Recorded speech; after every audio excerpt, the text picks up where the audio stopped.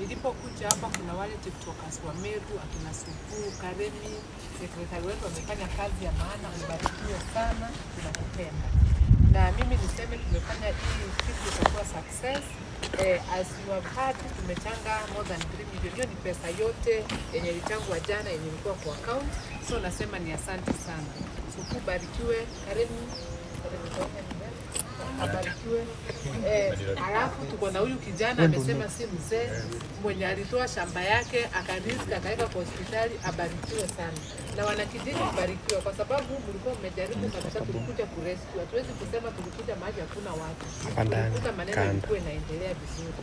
Kwa hivyo mimi nitasema ni asante sana, Mungu aende kuwazidishia na tunaamini tutakuja hapa kucelebrate nani Lewis akitoka hosi. Ndio kwa sababu Mungu ashamponya. Kwa hivyo sina mengi ya kusema, mimi naongeanga sana kama Supu, nikianza sitanyamaza. Ubarikiwe na yeye tu kwa sasa.